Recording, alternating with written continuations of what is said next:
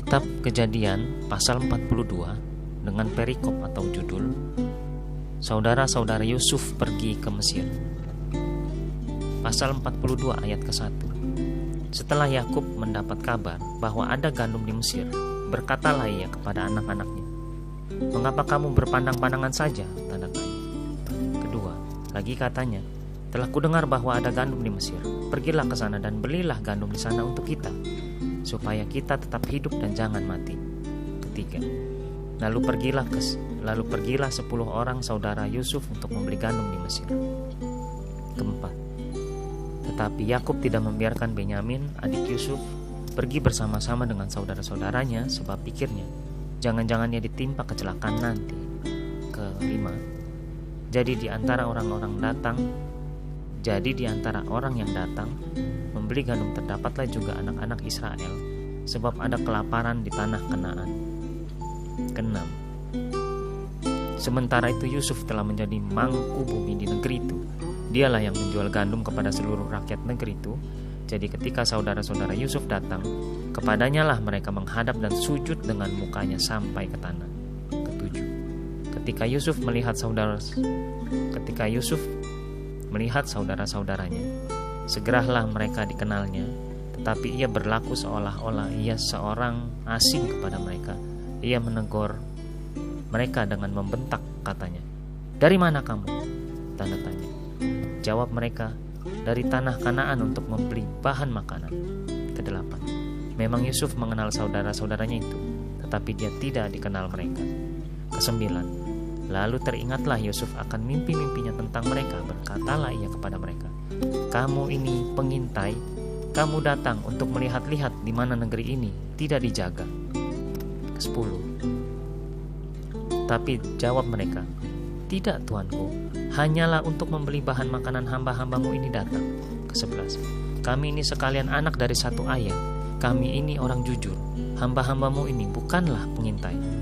Ke-12, tetapi ia berkata kepada mereka, "Tidak, kamu datang untuk melihat-lihat di mana negeri ini tidak dijaga." Ke-13, lalu jawab mereka, "Hamba-hambamu ini 12 orang, kami bersaudara, anak dari satu ayah di tanah Kanaan. Tetapi yang bungsu sekarang ada pada ayah kami, dan seorang tidak ada lagi." Ke-14, lalu kata Yusuf kepada mereka, "Sudahlah, seperti yang telah kukatakan kepadamu tadi, kamu ini pengintai." Ke-15, dalam hal ini juga kamu harus diuji demi hidup Firaun. Kamu tidak akan pergi dari sini jika saudaramu yang bungsu itu tidak datang kemari. Suruhlah seorang daripadamu untuk menjemput adikmu itu. Tetapi kamu ini harus tinggal terkurung di sini. Dengan demikian perkataanmu dapat diuji. Apakah benar? Dan jika tidak, demi hidup Firaun, sungguh-sungguhlah kamu ini pengintai. 17, dan dimasukkannya lah mereka bersama-sama ke dalam tahanan 3 hari lamanya. Ke-18, pada hari yang ketiga berkatalah Yusuf kepada mereka, "Buatlah begini, maka kamu akan tetap hidup. Aku takut akan Allah."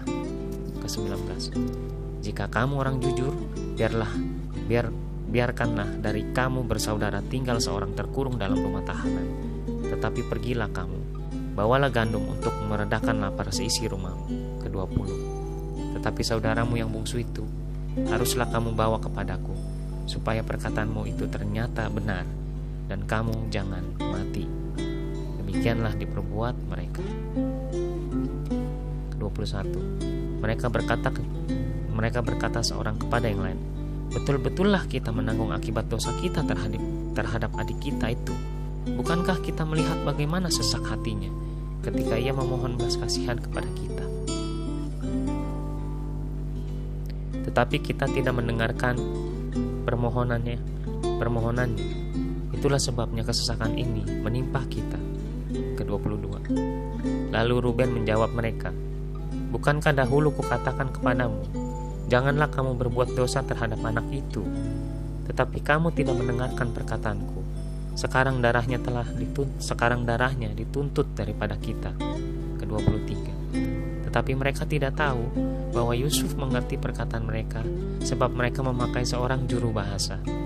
Ke-24, Maka Yusuf mengundurkan diri dari mereka, lalu menangis.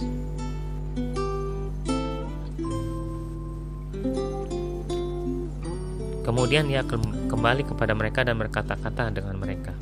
Ia mengambil Simeon dari antara mereka, lalu disuruh belenggu di depan mata mereka. Ke-25.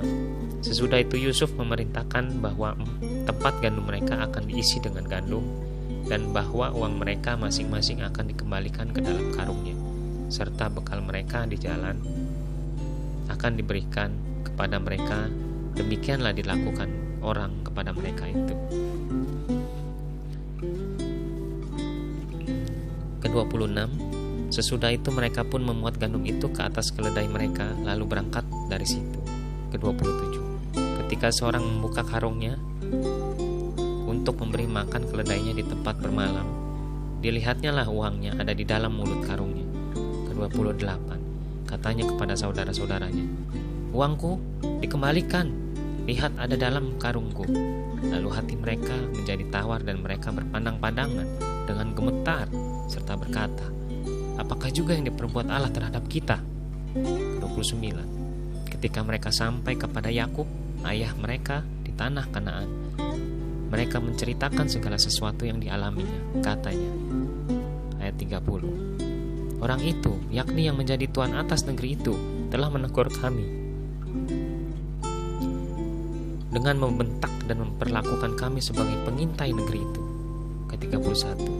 Tetapi kata kami kepadanya, "Kami orang jujur, kami bukan pengintai." 32. Kami 12 orang bersaudara, anak-anak ayah kami. Seorang sudah tidak ada lagi, dan yang bungsu ada sekarang pada ayah kami di tanah Kanaan. Lalu kata orang itu, yakni yang menjadi tuan atas negeri itu,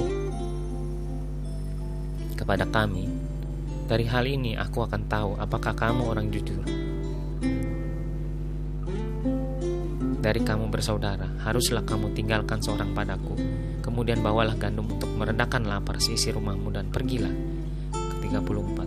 Lalu dibawalah kepadaku saudaramu yang bungsu itu, maka aku akan tahu bahwa kamu bukan pengintai, tetapi orang jujur, dan aku akan mengembalikan saudaramu itu kepadamu, dan bolehlah kamu menjalani negeri ini dengan bebas.